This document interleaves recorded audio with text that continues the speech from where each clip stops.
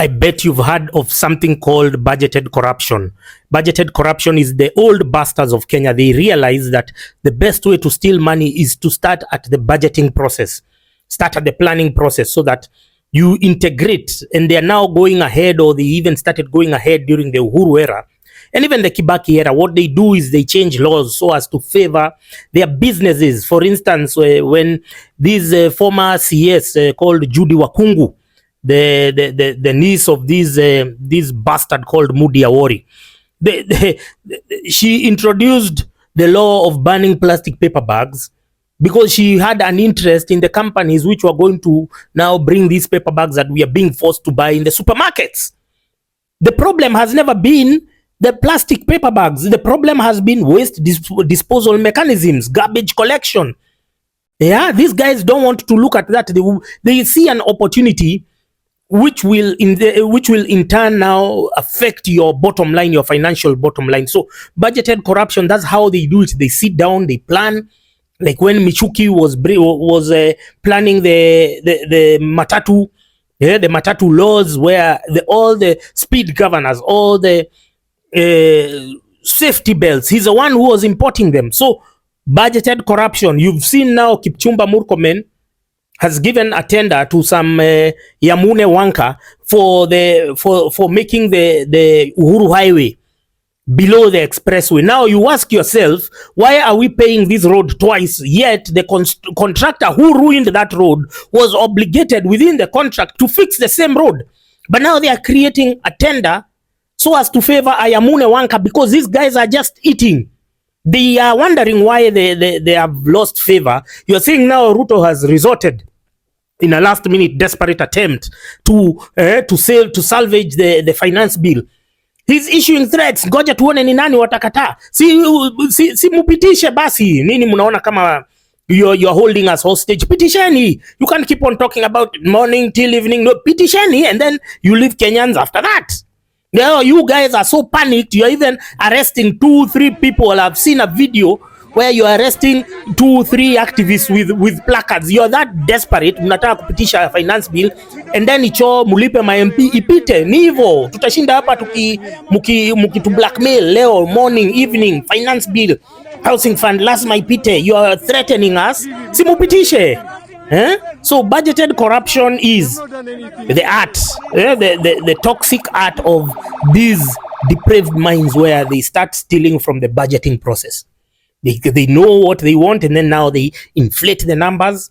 That's why making a road a kilometer, the cost of making a kilometer of tarmac in Kenya is the highest in the world, because you have to cater for all of these sharks, because then they have to pay the engineers of the roads agencies. Over and above that, they have to pay the politicians. So the cost of projects has been inflated, skyrocketed, because you have to factor in corruption. So for me, and I didn't notice, I've started, being woke and alert about money, because now nobody, as long as you're not telling me how you made money, how you invested and turned 1 shilling into 10, as long as you're not giving me that story, mi sikutambui wewe. And that's the attitude all Kenyans should be having. If somebody is not showing you, because we've been suppressed as a creative economy, then we have all these chokoras who have been made into tenderprenuers, and then now you guys are worshipping them, beginning with the corrupt church. They are worshipping those guys because they get handouts. The pastors, the clergy, they get handouts. Kameme and Inoro, those are the people they are giving platforms, and they're media idiots. And now we've suppressed the people who can actually give value to the economy, to elevate these imposters masquerading as just because they have money and they are getting contracts. Their only skill set is sucking cock. They can go to a politician and beg them. Me, I don't have time to beg a fucking politician. If you don't like my project, go fuck yourself. Now these guys, their only skill set is sucking cock. They have to go there, they have to lick diab. That's their only skill. That's the only reason why they are driving a V8 and they are living in Porsche estates, is because they can see as a politician, in morning till evening. That's all you are doing. That's who, anyone can do that. Which is why my opinion is, especially contractors. Contractors are like, they are chokoras with money. Contractors are chokoras with money. Think of any contractor friend of yours. It's just a chokora with money.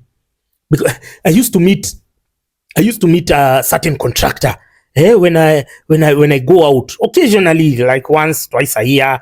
Not when I go out, but I would meet him. And so I would meet him in spaces, and then he'd be so shocked. He'd ask me, uko aje huku? Kwani uko na pesa ya kutosha? Like in Kikuyu. Because the Kikuyu kwanza contractors, those are just now high grade chokoras, umepata aje pesa ya kukuja huku? You're in a 5-star hotel. And then he'd wait now when you're kwanza with like a hot chick there. Tukue, umepata, yeah, kwani ulipata pesa ya kukuja huku? Now in Kikuyu. And then, now we used to call at that time, it was a long time ago. So we used to call money knife. Uko na ka knife, we na kahio, uko na ka knife. Sasa, kumbe, kwani uko na ka knife, umefika huku? Nikamwambia mimi niko na ka knife, kwani unaona kama niko na shida? Mimi niko na ka knife. Kaniambia, then the guy started to tell me, hiyo yako sio ka knife. Ukikuja huku Nairobi ya juu, hiyo tunaita hiyo ni ile wembe. Hiyo ni wembe, na Kikuyu is kanyoi. Hiyo ni wembe. Ukikuja huku Nairobi CBD, hiyo ni wembe. Lakini ukienda na huko Murang'a, huko Maragwa, hizo area, sasa hiyo unaweza ambia watu uko na panga. Lakini ukikuja huku Nairobi CBD, hiyo ni wembe. Now I was wondering, why is this wanker telling me all this shit? He's seen me with a nice chick. Obviously, he's wondering how I'm with a nice chick and him is just there wanking because of his toxic mouth. Which chick would want to stay with you when you're talking like a chokora? These guys, man. So, budgeted corruption. This is the problem that we have in Kenya. Our roads are inflated.